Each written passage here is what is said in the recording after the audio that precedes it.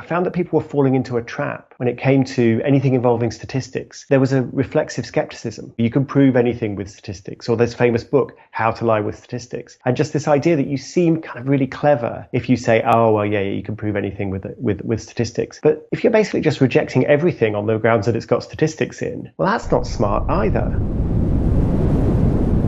Tim Harford, welcome to the show. Oh, it's great to join you. What would you say your area of expertise is? It seems like a relatively diverse background. Yeah, it's a good question. I'd say I'm a professional nerd. Does that help? I trained as an economist, actually also as a philosopher, but that sounds slightly pretentious. So let's just say I trained as an economist. And then after a few other adventures, became a writer in print, books, Financial Times column. So you obviously writing about economics. And then began a BBC Radio 4 program about statistics. And so I had to learn pretty quickly about statistics. And over time, it's just got more and more into anything that's interesting in social science, behavioral economics, psychology, economics, statistics, data visualization. And along all of that, I've become very, very interested in stories, which I explore in my Cautionary Tales podcast and all my books. What's the single thread that's tying all of that together? I think that the single thread is I'm fascinated by evidence-based ideas. And I just love telling people about those ideas and I'm not so much in the self-help, like here's how to use these ideas to make $1 million or whatever. I'm like, I have to tell you this story about this time that this thing happened and what this teaches us about whatever, game theory, loss aversion, whatever it is. Nerd stories. Did you read Seth Stephens-Davidowitz's Don't Trust Your Gut earlier this year? I skimmed it. I enjoyed his first one, which was Everybody Lies. Yes. I got more out of Everybody Lies. I think possibly because he was coming at questions that I've been thinking about for a very, very long time in Don't Trust Your Gut. So I was like, oh, this is great, but I know this stuff. But Everybody Lies, I thought was really interesting, that kind of insight that what people type into Facebook and what people type into Google are different. And what people type into Google tells you what they really want to know. And what people type into Facebook, because it was Facebook at the time, tells you about the way they try to present themselves to the world. And that just from that very simple insight, I think so much came out. For the people that haven't read Stephen's first book, there's a great example where he looks at the most common "my boyfriend is" sentences, and he compares what it is on Facebook and what it is on Google. And on Facebook, it's things like "my boyfriend is so loving, the best, caring," so on and so forth. My boyfriend is on Google is "my boyfriend is not having sex with me. My boyfriend is having an affair. How can I tell? My boyfriend is falling out of love with me." And sometimes we tell Google things that we don't even tell ourselves. You know, we just decide to type something in to check it out, and it's maybe something that we don't want to say internally too much. But yeah, I mean, the stated and revealed preferences is something that I've been increasingly fascinated with recently. Have you looked at that much at all?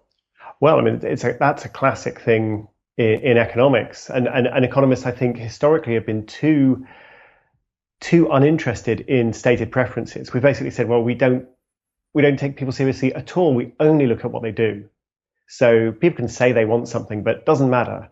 Look at what they actually do, and that is the real guide to their preferences. And I think behavioral economics has given us a slightly richer lens to think about that.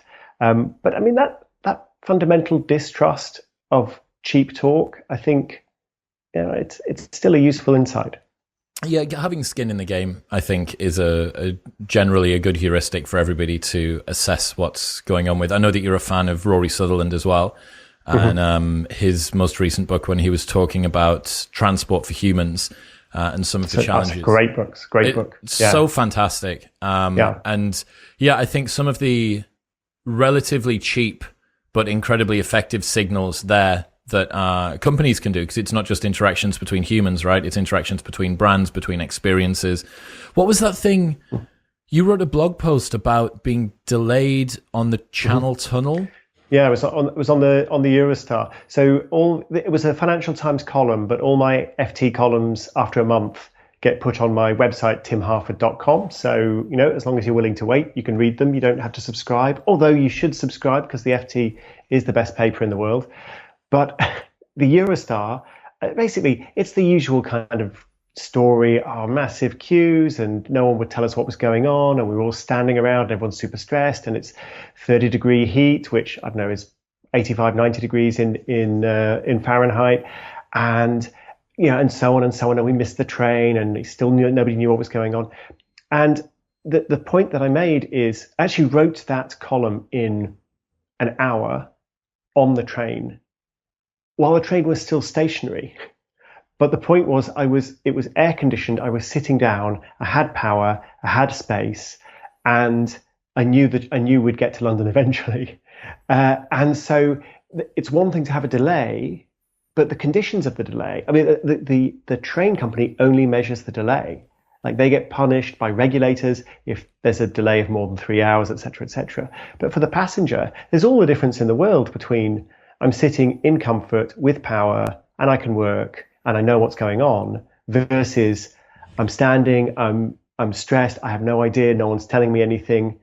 But to the train company, delay's a delay, doesn't make any difference.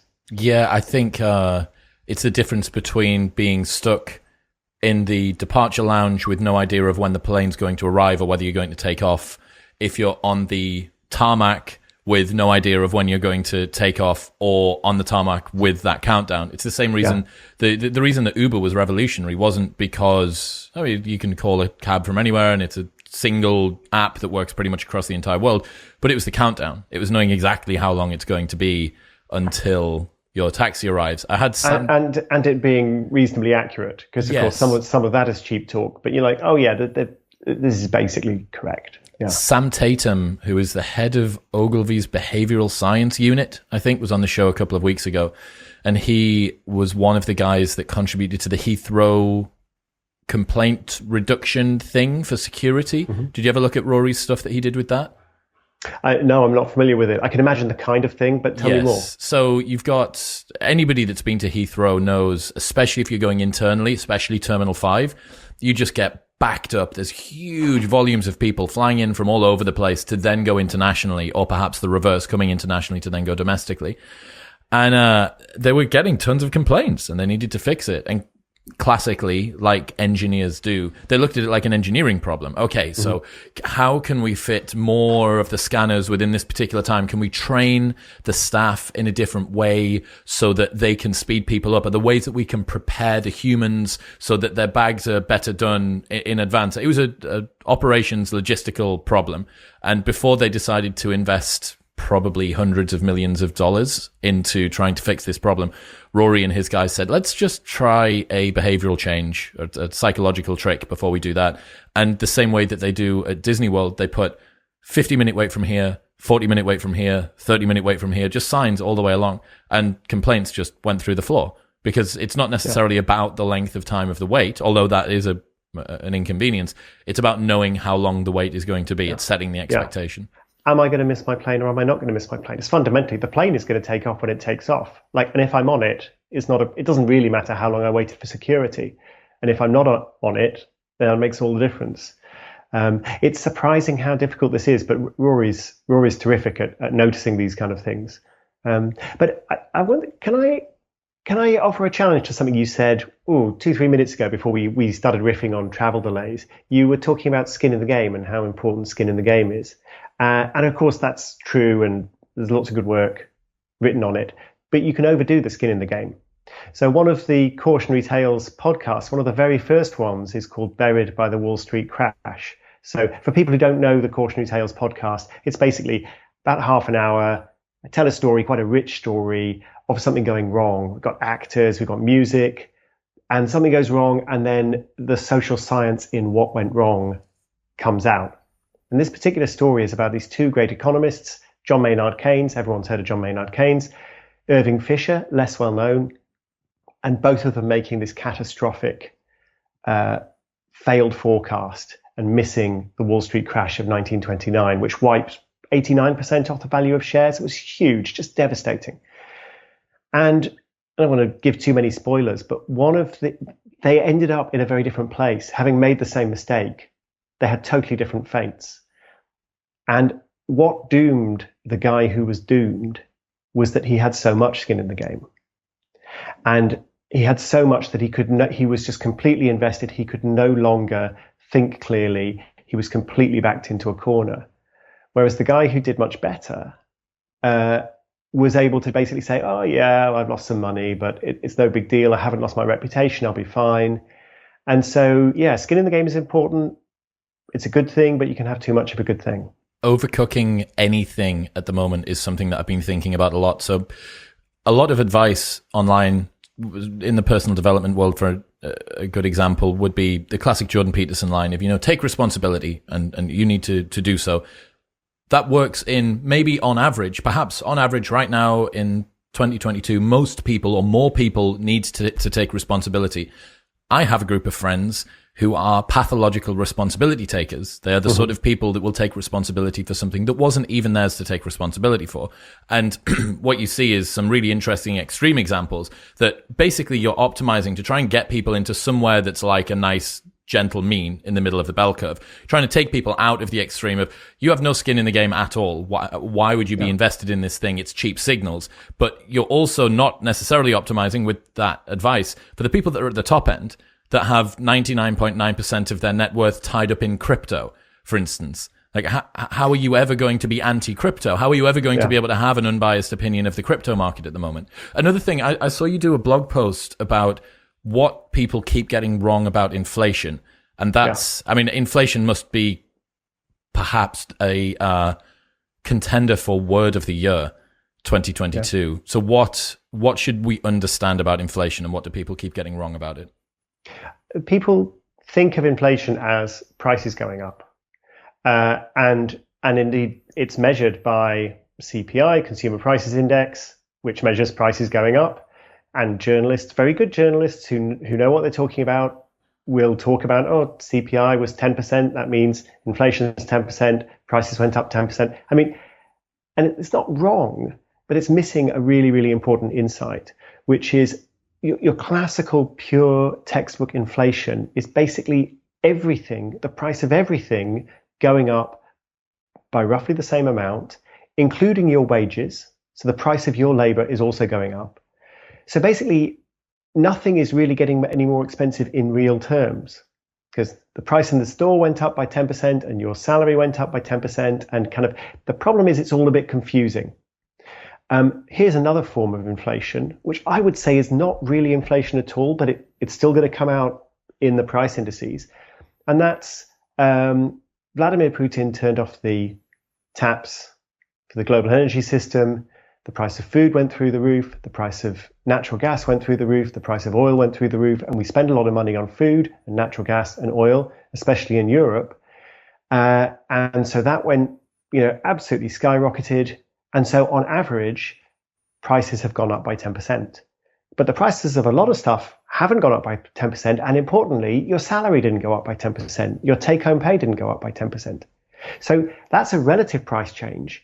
And in many ways, that's much worse than inflation because you're actually poorer. The stuff you want to buy, the stuff you need to buy is more expensive. Now, having explained that difference, you might say, well, sure, but why does that matter? Well, it matters because the way a central bank should respond to that is totally different. The way a central bank should respond to the price of everything is going up about the same, including wages, is, well, that's a problem. You need to sit on that quite hard, raise interest rates high. But the price of energy goes through the roof because there's a war. That's not something the central bank should really be trying to deal with at all. And what makes the current situation difficult is we've got a mix of both, and central banks are trying to figure out which of these two types of inflation to respond to. And when I wrote that piece, which again was a Financial Times column, two of the best economists in the Financial Times, I showed it to them and said, what do you think? And they said, you're absolutely right, of course. But I'll just add one more thing. And the just one more thing they wanted to add was two pieces of sort of policy advice that completely contradicted each other. Because one of them thought central banks should stop raising interest rates, and the other thought that central banks weren't raising interest rates nearly enough. And and they're really, really smart guys. That's the mess we're in, and that's why the problem that central banks face, and the problem we're all going to face, is not a straightforward one. Even the experts don't agree. No, and there's a lot of talk about how there was this famous line in the Brexit referendum in the UK that people have had enough of experts. There's a lot of anti-expert talk. And then there's this sort of the pendulum swing. So now people are saying, well, you're an idiot. You should listen to the experts. And the truth is, well, the experts probably know more than you and me about whatever it is that they're expert in. But knowing more, having more expertise, having more experience, having more training doesn't guarantee that you get it right. So you want to listen to the experts, but you don't want to make the mistake of thinking the experts are infallible. And as you were saying, you can overcook anything. You can overcook the skepticism of the experts. You can overcook the faith of the experts, which is why this whole game of trying to understand the world and think clearly is an endless project. You've got a quote that says, indiscriminate doubt is at least as dangerous as indiscriminate belief. That must be very similar. Yeah. So that is a point I made in my most recent book, which is called The Data Detective in the US, and it's called How to Make the World Add Up in the UK. And it's a book about how to think clearly about the world, but in particular, how to use numbers, how to use data to think clearly about the world. And the point I observed is I found that people were falling into a trap when it came to anything involving statistics. There was a reflexive skepticism. Like lies, damn lies and statistics, or you can prove anything with statistics, or this famous book, How to Lie with Statistics. And just this idea that you seem kind of really clever if you say, oh, well, yeah, you can prove anything with statistics. But if you're basically just rejecting everything on the grounds that it's got statistics in, well, that's not smart either. And so the challenge is to be discriminating in what you doubt and what you believe. But all too often, we just let our emotions lead us astray, and we just we believe whatever we want to believe, we disbelieve whatever we want to disbelieve. But when it's framed too much as, oh, people will believe anything and they should be more skeptical, I'm not so sure about that. I mean, you think about QAnon. And what's going on with QAnon? I mean, are these people who believe anything, or are these people who doubt everything, who are skeptical of everything and every source of authority? You can frame it either way. That's an interesting horseshoe that I hadn't thought of. Yes, the fact that they seem to net out at a very similar sort of position. The people, I did a conversation with Peter Thiel a little while ago, and he gave this great example of climate skepticists and climate optimists net out at the same position. That the people that say, we're going to be absolutely fine with technology, it's going to come down the pike and everything will be sweet, just hold on. And the people that say we're locked into this terrible future, both of them net out at the same position, which is we don't do anything right now. And the way that they get to that is different, and the futures that they envision are also very different, but they net out at the same position. I think the reflexive heterodoxy or reflexive contrarianism is a very easy way for people to seem smart. And that, to me, seems to be the primary seductive quality that taking that on has. That, I mean, is that what your position is as well? Would you think that mostly what people are doing is looking cool by being a cynic? I think that's definitely part of it. I think that smackdowns work on social media. If you're calling somebody an idiot, that works a lot better than saying that somebody's great. So they're more likely to go viral. They're more likely to get purchased. But another thing that's driving this push towards excessive skepticism, this sort of toxic cynicism, is just that it's generally easier to think of negative arguments than positive arguments. So I discussed some of the evidence for this early on in my book, The Data Detective, or How to Make the World Add Up, where psychologists ask people to reason, to produce arguments about a politically contentious issue. I think it was capital punishment at the time. It was the work was done in the 1990s. And as you would expect, people find it much easier to generate arguments on their side or against the side that they oppose. That's not a surprise. But the arguments that were easiest to generate were arguments attacking the opposing belief. If you ask people to come up with reasons why the other side is stupid, they can do that. There's so many arguments. They find it incredibly easy to do that. That those arguments just flow really, really freely. People also find it easy to come up with positive arguments for their own side, but it's not as easy. So there's the power of negativity, I think, is really fundamental there.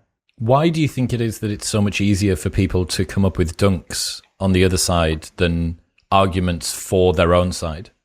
I'm not sure. I mean, it may just be there's more ways to be wrong than to be right. Yeah. Yeah. But yeah, I'm not absolutely sure. It's an interesting question. Yeah, I think that certainly the credentials that you get on Twitter come from dunking, right? Twitter's just a dunk porn fest for the most part. Very rarely do you see, it's something interesting I noticed online.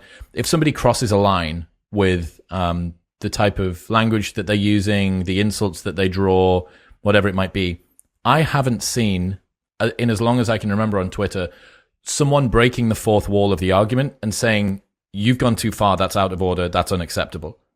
No one ever seems to say that. They want to continue playing this sort of dry, side-eye, satirical, I don't care about, you can't affect me, bro, type debate. That's the game of tennis that appears to be being played. It's very rarely, whoa, hang on.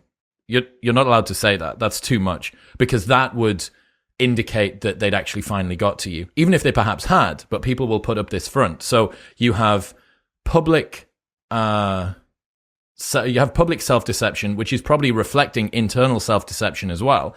But that person may very well go away and spend the rest of the evening stewing over what their detractor online just accused them of. Yeah, and social media are built for engagement, and engagement is driven a lot by emotions. Often it's the negative emotions, not always. I mean, cat videos, that's positive emotions, but a lot of it is driven by negative emotions. I'm quite struck by the fact I've got nearly 200,000 followers on Twitter. I never get any retweets. No one ever engages with anything I post because maybe I'm boring, but I like to think that it's because I'm calm. I just sort of say reasonable things, and that people might like it, people might follow me, but they don't retweet that stuff. And the few tweets I've had that have gone viral are often something like, oh, it's a direct quote of a former government minister admitting that the government that she just left is completely ridiculous, or something like that. And then that's something that people can really get into. Oh, finally, these politicians have admitted what hypocrites they are, whatever. Hundreds, thousands of retweets. But that's rare because I'm not really interested in playing that game. And the statistician Andrew Gelman, though, he makes an interesting point. So I think in a longer form, like blogging, for example, there's more of a bias towards excessive positivity. So there's no harm in writing a blog post about other people's ideas and basically just saying, hey, they're great, these ideas are great, that's fine. There's no cost to that. No one's going to complain about that. If, on the other hand, you write a blog post or a long social media post on Facebook or Medium, whatever, Substack, whatever the format is, if you write something taking somebody down, there are consequences for that. You've got to get your facts right. Otherwise, you could get sued, for example. No one cares if you got your facts right if you're just being friendly to everyone. So it's an interesting observation that the bias towards positivity or negativity depends on the scale of the media and the type of the media. And actually, it's related to a point I make in my latest book about how the scale of news, the time scale of news, relates to the kind of news stories we pay attention to. So if you're checking the news hour by hour, it's got to be gossip, market moves, stuff blowing up. If you look at the news once a year, you can actually pick up totally different sorts of events. And if you were to look at the news once every 10 years, you could actually start to track stuff that really means something important, like the decline in childhood mortality or the increase in global temperatures. Impossible to track these on a daily or weekly basis, but 10 years, 25 years, you can see them. Yeah, do not confuse the noise for the signal, I think. And that's what everybody's doing. Another really terrifying insight that David Perel came up with is that almost all of the content that we consume will have been created in the last 24 hours. There's entire social media platforms that are dedicated to producing and publishing content that expires after 24 hours. It's the only way that you can consume it. And for anyone that knows what the Lindy effect is, they are platforms that are designed to be anti-Lindy. That there is literally no way that it gets to stick about. Thinking about the concern that people have over relying on statistics, that sort of reflexive heterodoxy, I understand coming out of the back of a period where many experts said things and then went back on saying things and then did a double U-turn and then kept on going again.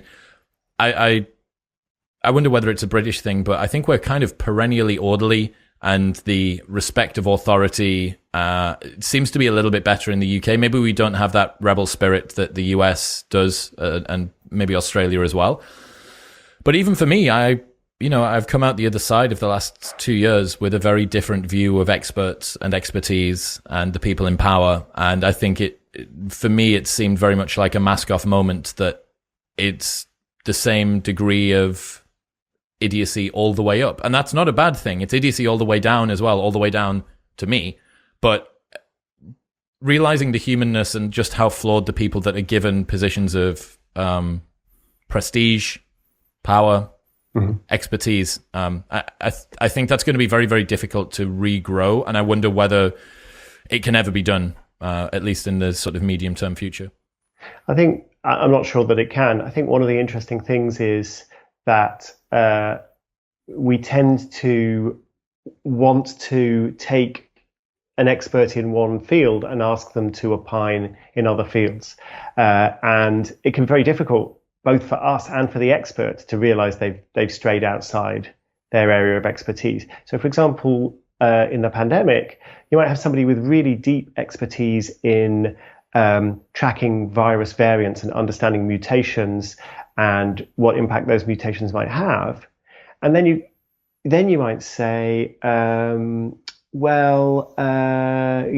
should we have another lockdown?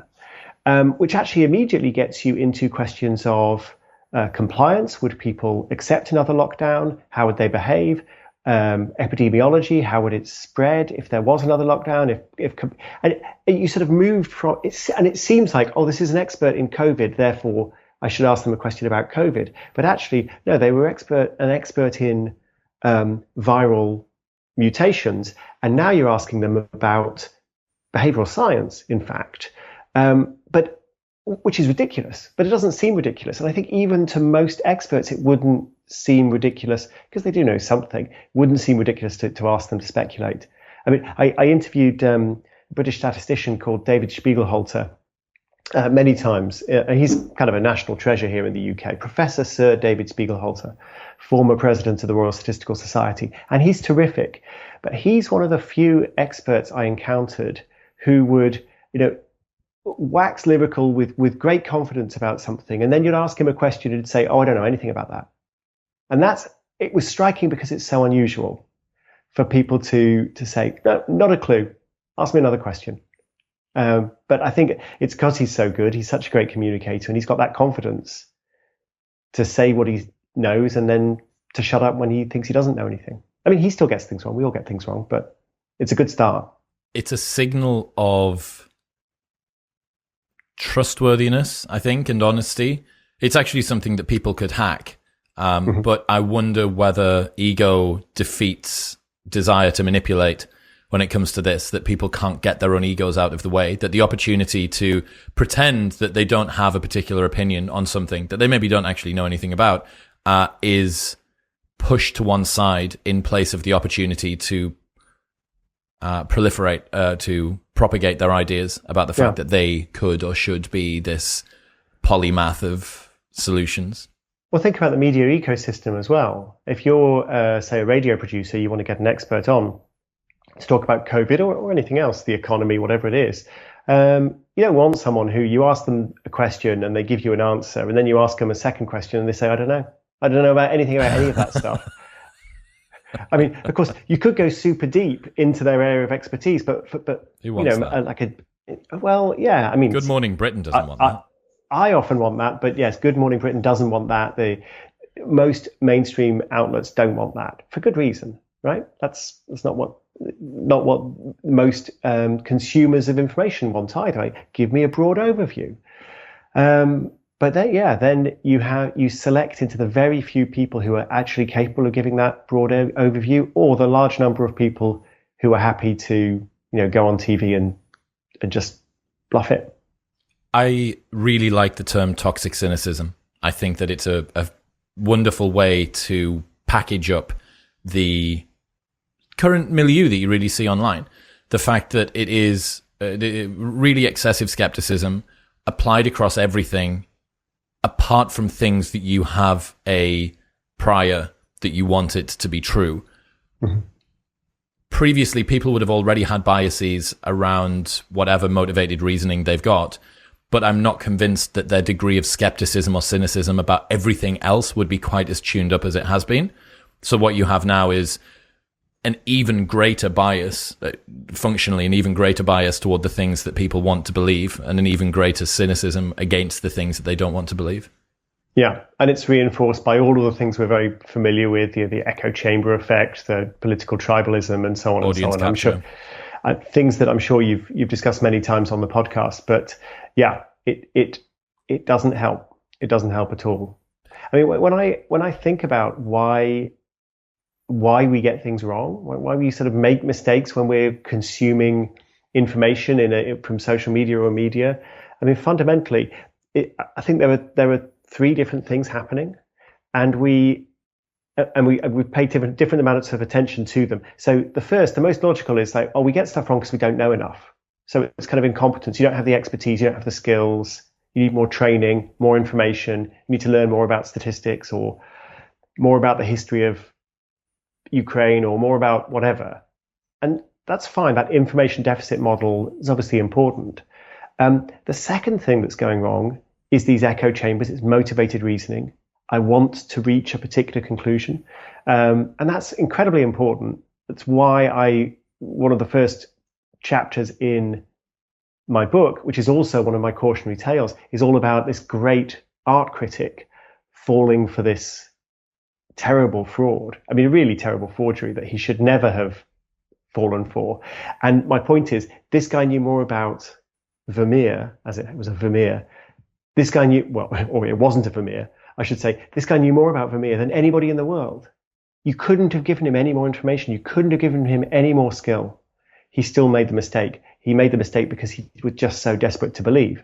So that's your second thing. You've got lack of skill. You've got the motivated reasoning, the desperation to believe.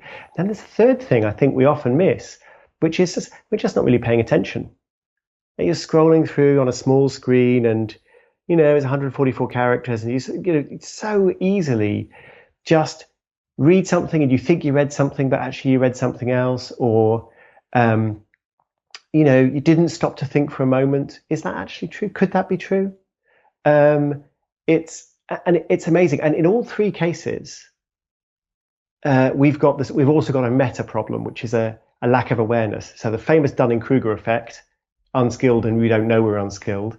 But you've also got motivated reasoning and the I'm not biased bias. Because think about it, if you thought you were biased, you wouldn't be biased, right? I mean, obviously you think you're occupying a reasonable position on the spectrum, right? Otherwise, if you thought it was an unreasonable position, you'd move your position.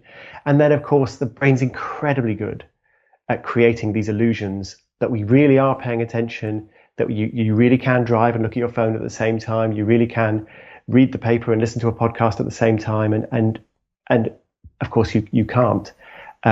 So we make these three mistakes, and we also make these meta mistakes where we convince ourselves that actually this stuff doesn't really apply to us.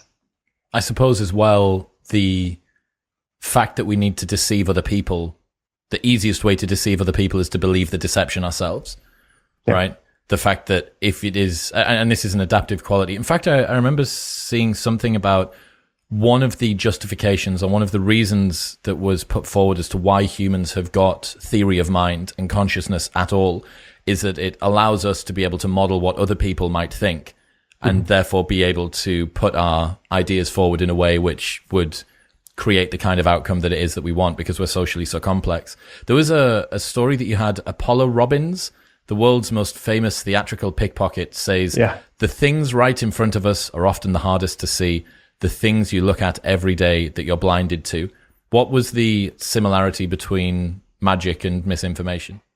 Yeah, it is partly this fact of believing firmly. You've got this incredibly powerful belief that you are noticing things, that you are paying attention, and you're not.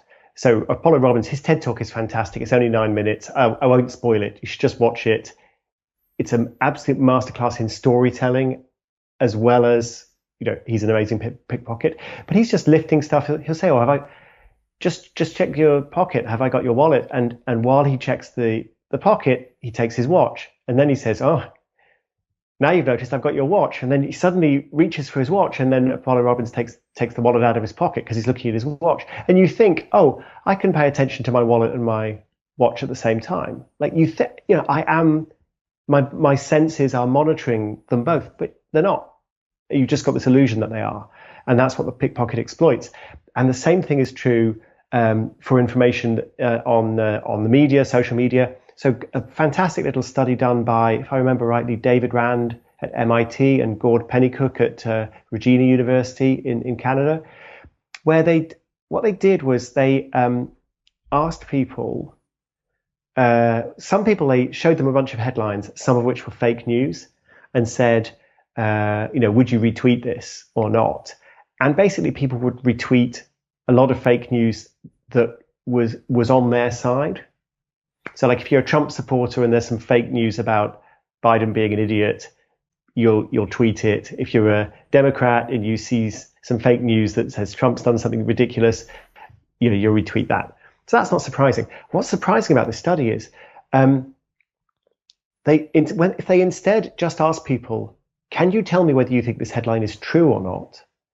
They were actually very good at figuring out, no, there's no way Trump is going to deport Melania. That's not actually going to happen. It's a delicious headline. I'd like to retweet it, but it's obviously not true. So if you ask people, instead of will you retweet it, is it true? They can figure out the difference between truth and falsehood. If you ask them, well, do you think it's important to retweet only stuff that's true? People will say, yeah, it is important. I don't want to retweet misinformation. I only want to retweet stuff that's true. So you go, well, this is weird. People retweet fake news. People can spot fake news. People say it's wrong to retweet fake news and I wouldn't do it. So what's going on? And the answer is they're just not paying attention. And so the final kicker to this study is when Rand and Pennycook ask people, show them a headline and say, and this is done, they did it in the lab, but they also did it in the wild on Twitter. They show people a headline and they say, do you think this headline is true or not? And people will evaluate it. And then they just watch their behavior for the next 48 hours, and they are less likely to retweet untrue claims because you ask them once to stop and think about it. And having stopped and think about it, you're just in a different frame of mind. It's like, I should probably think about whether stuff's true or not. And it lasts 48 hours. It's incredible. And that just shows, we're not paying attention. We think we would naturally evaluate the truth of every claim we see on Twitter or Facebook or whatever. That we just do it, and if we get it wrong, it's because we're not smart enough or because we're biased.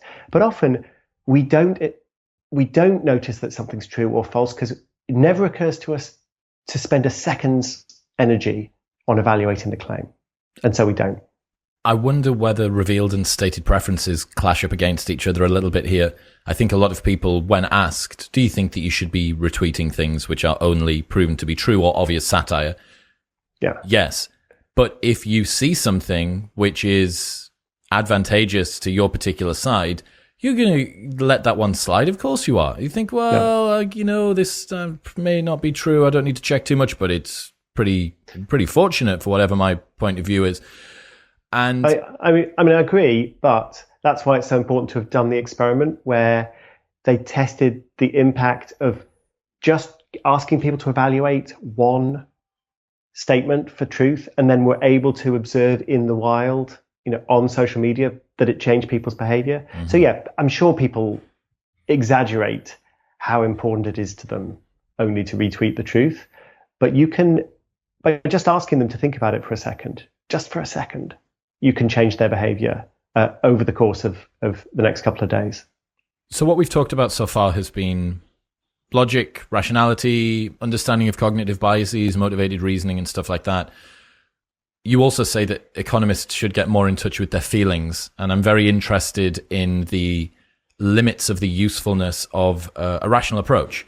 What role does intuition have, if any, in the modern world and stuff like that? So what are your thoughts there? So I've changed my mind over the years. So as an economist, as a young economist, I was taught rational choice theory, and this is a good way to understand people's decision making. And of course, people aren't always rational all the time, but it's a great starting point. And in fact, I wrote a whole book called The Logic of Life, which is all about the different ways in which rational choice theory could be used to understand things like addiction and discrimination, crime, all kinds of things that don't seem to have any logic. They're just human weakness, or they're evil things. And some of them are evil things, but they're evil things with a logic behind them. I wouldn't write that book today, because I'm much more interested now in the psychology of things, in what's now known as behavioral economics. So taking into account emotions, taking into account our cognitive limitations alongside rational choice. Actually, I think the two together are quite powerful, because if you've got a good grounding in rational choice theory, you have a good sense of what the optimal decision is, at least under certain conditions. You need enough information, enough data. And if you've got a good grounding in behavioral economics and in psychology, you've got a good sense of what it is that's going to stop you from making that optimal decision. What's going to mediate it? What's going to stop you from being that optimal decision maker? Yeah. And I mean, this is why, and it comes into not just decision making, but also the way we process information. So this is why the opening of my latest book, instead of teaching you some statistical trick or talking about correlation or anything like that, I say, look, the first thing you have to do is observe your emotional response. When you're reading a headline, when you're reading an article, looking at something on social media, before you start calculating or evaluating or looking for sources or any of that, first of all, just say, how does that make me feel? Am I angry? Does it make me feel vindicated? Does it make me feel scared? Whatever it is, what's that emotion? And then go and have another look at the claim again. Having observed your own emotion, it's going to look different. And I'm not saying don't feel emotions, don't feel angry, don't feel happy. Obviously it's legitimate to have emotions, but you should notice that you're having that emotional reaction before you go back and try to engage your powers of logic, because they're not friendly to each other. It's best to try and keep them a bit separate.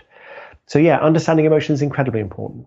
I wonder, it seems to me to be a common trajectory. Russ Roberts from Econ Talk was on the show a little while ago, and his new book, Wild Problems, is literally all about this. It's the limits outside of economic theory and why you need to have something else that you could call intuition or gut instinct or whatever. And I find it fascinating to look at people that have spent a long time in a particular industry and where they get to as the trajectory starts to really sort of accumulate a ton of experience. And it seems like everyone's zeroing in on this. It's the same way as looking at your grandparents for how to live a good life. As the grandparents, towards the end of it, they're not really chasing the status so much anymore. They're not playing with keeping up with the Joneses. They're not picking fights with people for no apparent reason. They're just settling into something that's a little bit more simple. And I think that, you and Russ as flag-waving economist ambassadors for someone integrating a little bit more felt sense holistically seems like a good signal to me. Yeah, well, it's very flattering to be compared to Russ. He's got an amazing podcast and he's got a lot of experience. And he's coming at it from a slightly different angle to me, but I think it's a very important angle, which is he's just super skeptical about our ability to know anything, to understand any system. It's like it's always more complicated than you think.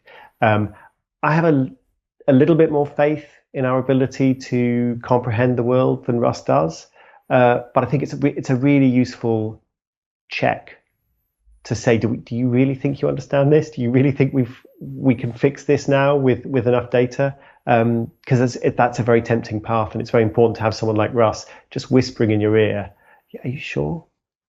You sure you really understand? What was that story about Arthur Conan Doyle and the fairies? I love it.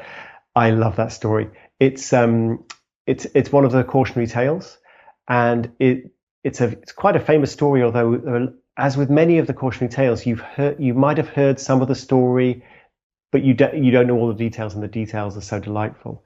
But it's all about Conan Doyle, the creator of Sherlock Holmes, one of the most famous men in the British Empire, hearing that two little girls from Yorkshire near Bradford have taken photographs of fairies at the bottom of the garden. And he heard about this, I think, in 1920. The first photograph was actually taken in 1916, if I remember rightly. And he wrote a whole book, The Coming of the Fairies. And he said, well, obviously this could be a hoax, and you be the judge, but I think more likely it is an epoch-making discovery. Spoiler, it was not an epoch-making discovery, it was a hoax. I was just so fascinated by how Doyle convinced himself of this thing that is transparently ludicrous, but also what the girls were thinking. What makes two little girls perpetrate such a hoax, and at what point did they think, this has all got much bigger than we ever intended? And so both sides of that story are rather beautiful.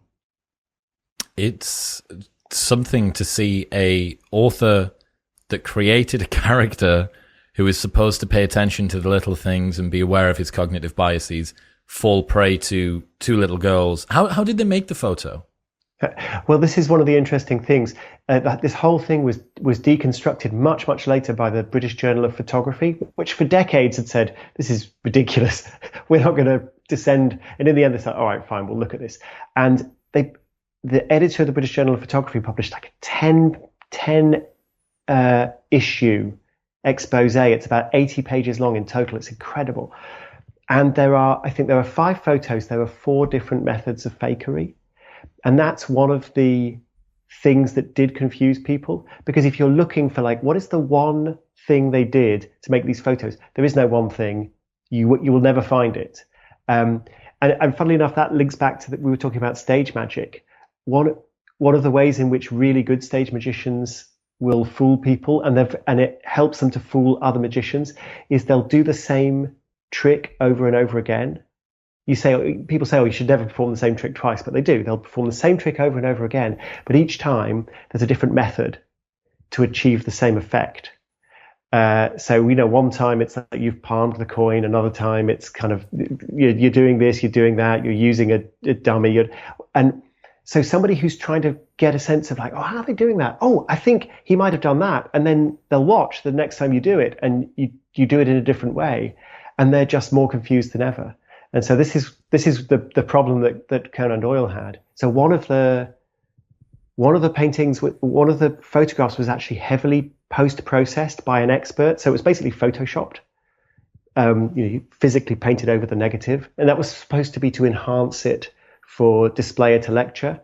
Another one was a double exposure, which is not surprising given one of the girls was actually a little girl. She's 17 years old, and she worked in a photo studio doing double exposures all day. I'm like, not really that surprising she could do that. Another one was just paper cutouts, and they just took a photograph of a little girl sitting next to a paper cutout, and the photo's 2-dimensional, so you can't tell it's a paper cutout. So these different methods, and he just went through these extraordinary contortions to convince himself that it must be true. And he wasn't just the creator of Sherlock Holmes. Of course, he was that. 2 other things. He had intervened in a kind of in the serial of the serial podcast. This whole thing. He was involved in that, the Edwardian equivalent of serial, where there was somebody who'd been convicted of this crime, and Conan Doyle was convinced he was innocent, and it assembled this amazing amount of evidence and got him off. And I think probably rightly. So he could be completely forensic. The other thing, do you want to guess where Conan Doyle's first ever work was published? You'll never guess. No idea. British Journal of Photography. He was actually an expert photographer. He knew loads about photography. And so that was all just, you have to think, well, how could he be fooled? And it was just, oh, well, I know so much about photography. I know how hard photography is. These little girls can't possibly have pulled off trick photography because I know how hard trick photography is. So something we see over and over again is expertise is an advantage if you're thinking clearly and you're not emotional. But once you're emotionally engaged, expertise can be an active disadvantage. It can actively drag you down because you create more reasons, even if they're spurious reasons, to believe whatever it is you're wanting to believe. One of my friends, Gwynder Bogle, has this fantastic insight where he says, when intelligent people affiliate themselves to ideology, their intellect ceases to guard against wishful thinking and instead begins to fortify it, causing them to inadvertently mastermind their own delusion and to very cleverly become stupid. Conan Doyle is an example, and so was Abraham Bradius, the art critic we were talking about. He saw things in this fake Vermeer that I would never see, that most people would never see, incredibly sophisticated reasons to believe that it was genuine. And there was one big reason to think it wasn't genuine, which is it didn't look anything like anything Vermeer had ever painted. But he was willing to look past all of that because he could see all these subtleties. And expertise, I'm in favor, but it can be misused like anything else. Tell me about what you learned to do with the invention of the bicycle. Because one of my friends, George Mack, sent me a study years ago that explained the efficiency, the movement efficiency of different animals in the animal kingdom. And it's some particular number, whatever it is, energy versus distance or something like that.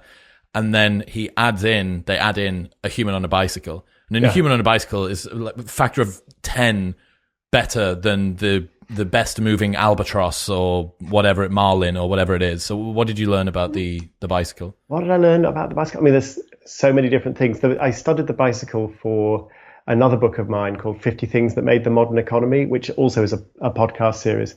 And I just explored different inventions. And one of the delights of the bicycle was just the way that it reshaped society. You know, when people were ready, the bike was quite a long time in gestation. But when people were ready, it just turned everything on its head. So it was a real force for the emancipation of women who could cycle around without a chaperone.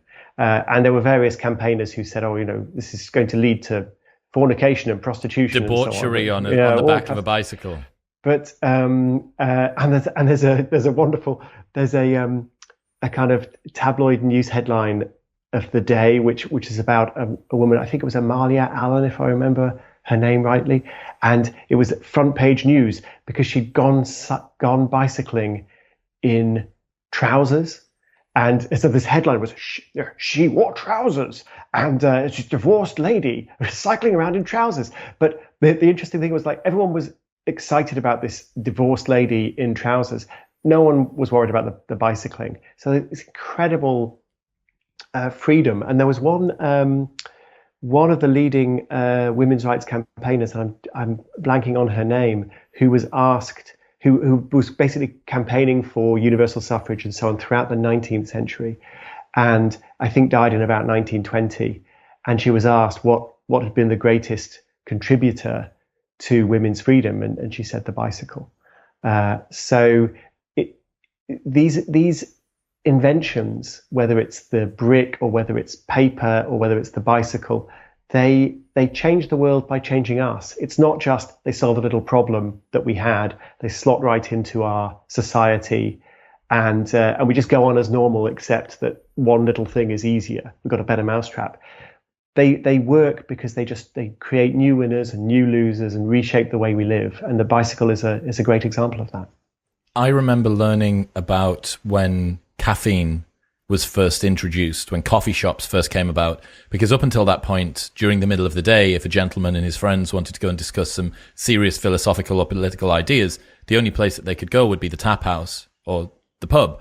And inevitably, after a few of the only drinks that were mostly consumed there, the conversation degenerated somewhat. Whereas as soon as the introduction of caffeine happened, that actually permitted people to go out during the day and maybe even not only have it degrade, but improve over time as they drank a little bit more caffeine and they were a little bit more alert. And and they were, and this is something I remember reading about Aristotle. He was going to these discussions at a influential friend's house, dinners on an evening time, and he put forward a suggestion that they replace all of the cups and the glasses on the tables with smaller ones. And he said, because it'll make us think that we're drinking the same amount, but we'll actually drink a little bit less. And that will facilitate, it's going to foster a better conversational environment. And the same thing, whatever, 1,500 years later, is stop drinking so much during the day if you want to have a good conversation. I would love to see the randomized trial on that. Did that work? But yeah, it's amazing. And there's a related example, which is Henry Pelham, the British Prime Minister. This is 1700s, if I'm correct, if I remember rightly. He changed the tax regime on tea. So tea was taxed at 100% or more. And so loads of smuggling, not much tea actually drunk. And he slashed tax on tea and put the smugglers out of business. People consumed a lot more tea. Tax revenues from tea went up. This is what the current British government is trying to do, but it turns out it's not as easy as Henry Pelham made it look. So they cut taxes, revenues went up, and an economist, Francesca Antman, found that she could track this massive spike in the consumption of tea because there'd been this big policy change, and she could actually track it through to the mortality figures. She got all the births and deaths and was able to see the decline in the mortality rate because people were boiling their water because that's what you need to do for tea. And then they didn't have germ theory. They didn't know it was making the water safer, but it was. And you could see it in the death figures. That's very cool. I got suggested, complete tangent, I got suggested a book this weekend, Churchill's Ministry of Ungentlemanly Warfare. You familiar with this?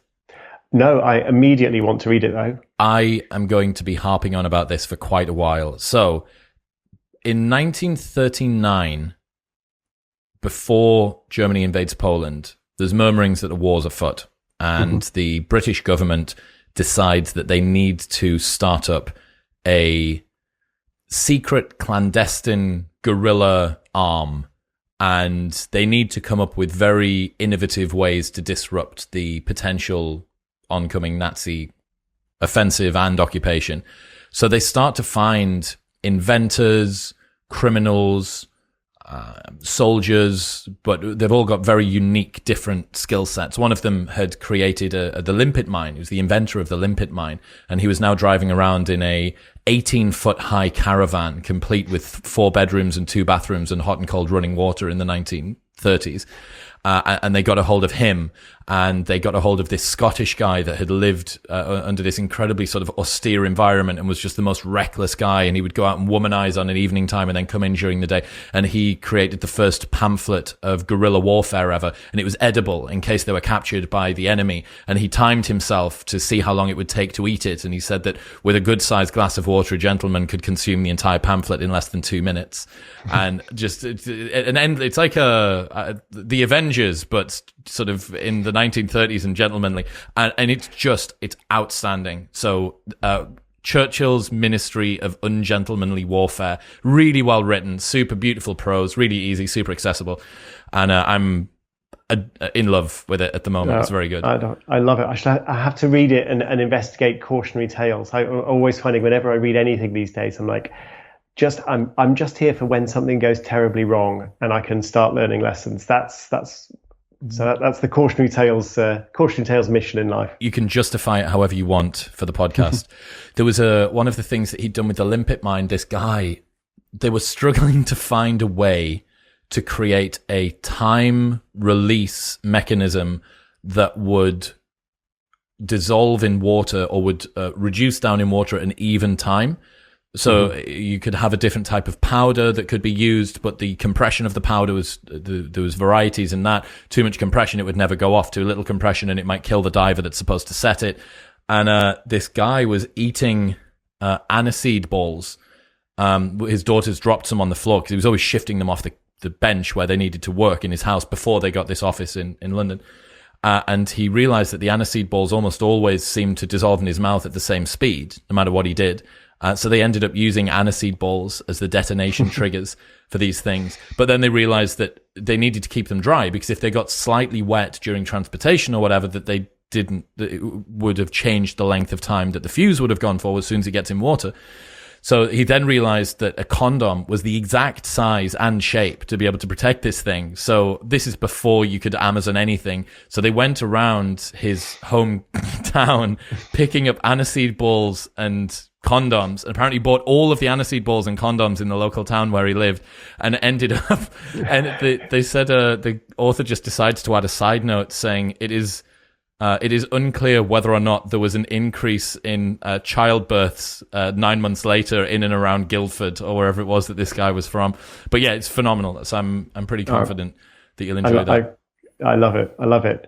On the subject of an increase in childbirths and cutting taxes, which we were talking about with tea, there is a fantastic study of something that happened in Australia about 15 years ago, where the government said, we're going to give you a baby bonus. If you have a baby, 3,000 Australian dollars, that's about 1,500 US dollars, something like that. So it's worth having. And they announced it with 6 weeks notice. So they announced it in mid-May, and it was going to come into effect at the end of June, beginning of July. And people said, is that not a bit reckless? I mean, are people not going to try and time their babies to get the baby bonus? And the Australian, shouldn't you have just announced it with immediate effect? And the Australian government were like, no, it's fine. No one will do that.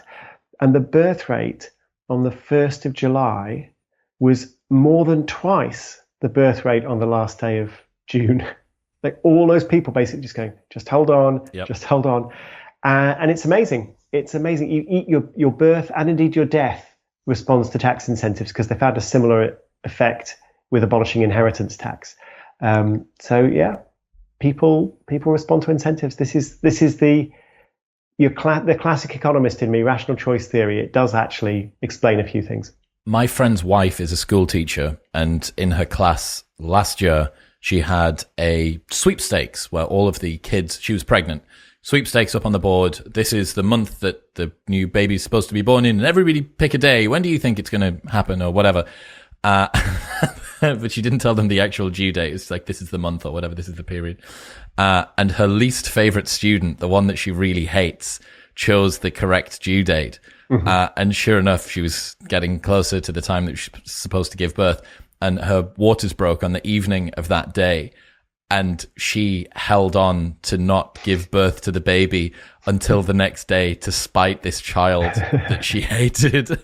She sounds like a really inspirational teacher. I thought that conversation was phenomenal. It was absolutely great. There were many lessons there. Although I would have said, could you not just have the baby and then lie about the birthday?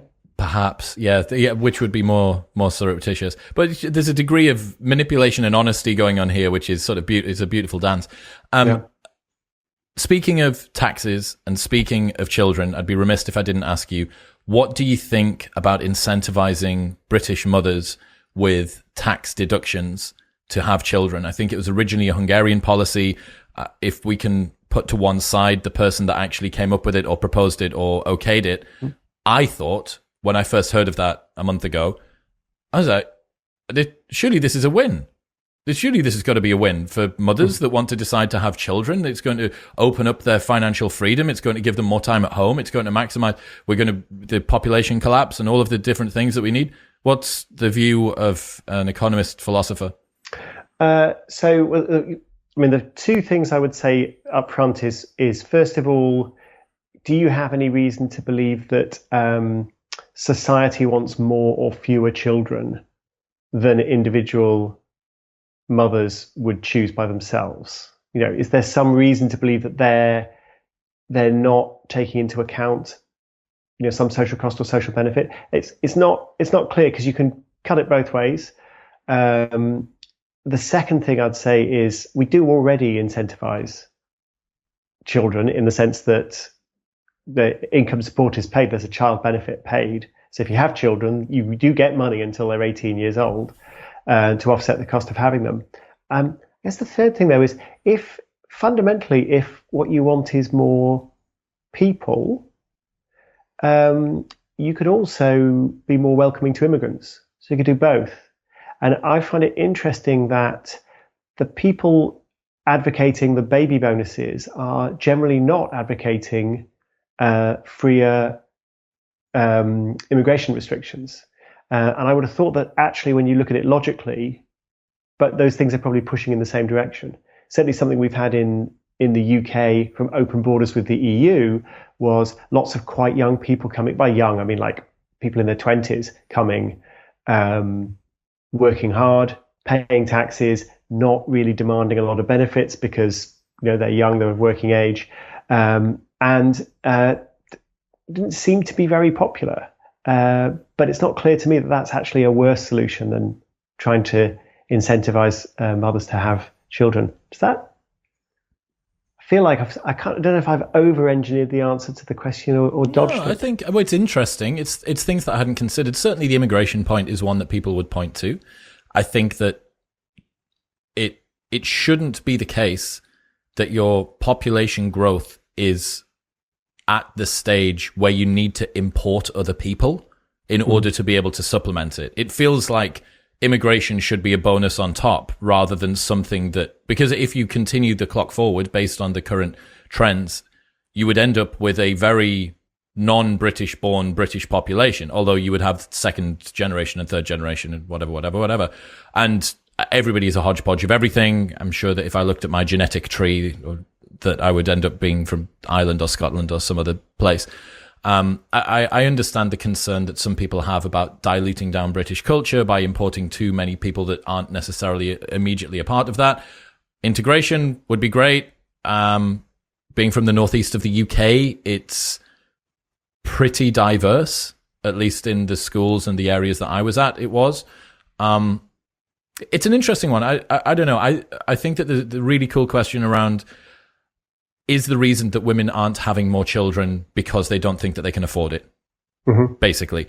I see in the comments on a lot of videos that I've done to do with the mating crisis, dating challenges, young people not having sex, more than 50% of women for the first time in history childless by 30. That wasn't Reuters, it was the other one that did that study, 22 to 45-year-old women unmarried and childless for the first time, blah, blah, blah, blah, blah. Some of the comments from an N of 1 completely unrandomized study were talking about it's very difficult to bring a child into this world because it's pretty expensive. Yeah.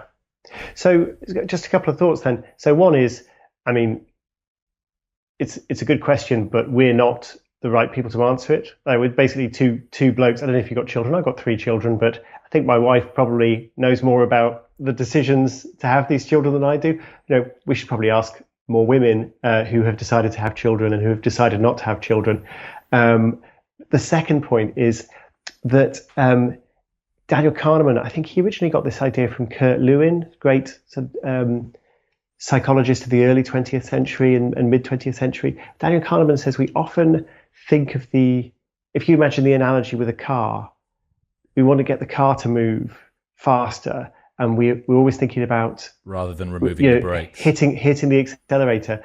But yeah, take your foot off the brake. So yeah, I think your instinct is absolutely right. Before you say we should pay women more money to have children, we should look around and figure out why they're not having children in the first place.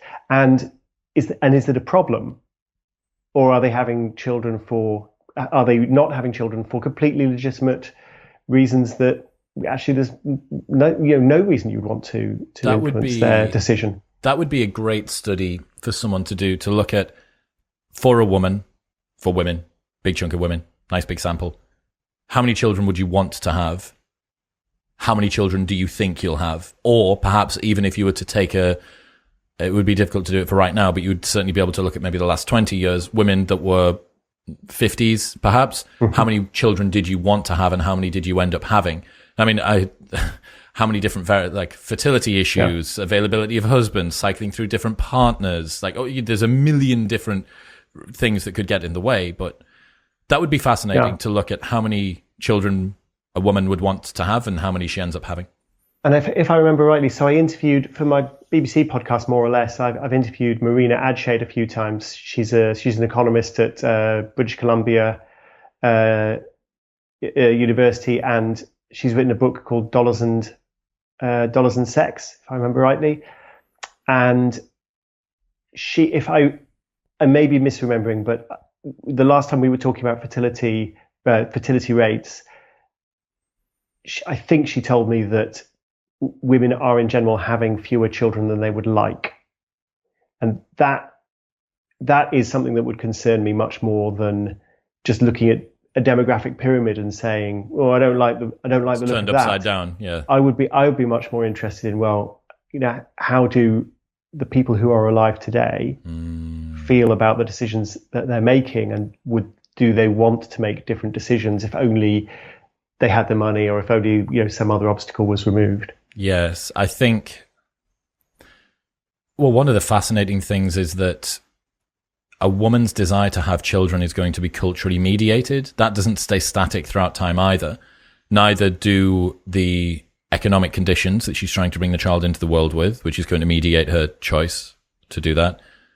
Neither do the availability of potential partners for her to be able to create the child with and then raise the child with. So there are a lot of moving parts as we go through this, but young people between the age of 18 and 30 are having 3 times less sex over the last 10 years. That's gone down specifically for men, 8% to 28%. It's also gone up for women as well, the amount of sexlessness. And this finishes in 2018. I need someone to do the study between 2018 and 2022. I need to find out. Somebody out there, tell me how little sex everybody's having. So talk to Marina Adshade. See if Marina would be interviewed. She's great. She knows way more about this than I do, and she'd be a really interesting interviewee. I shall steal her contact details off you after this. Look, Tim Harford, ladies and gentlemen. Tim, very much appreciate you. Very much appreciate your work. Where should people go if they want to check out more of the stuff that you do online? So Cautionary Tales with Tim Harford is the podcast, or on the BBC More or Less. And my website is timharford.com. You read all the articles, you can find the Twitter links, all that good stuff. Thanks, Tim. What's happening, people? Thank you very much for tuning in. If you enjoyed that episode, then press here for a selection of the best clips from the podcast over the last few weeks. And don't forget to subscribe. Peace.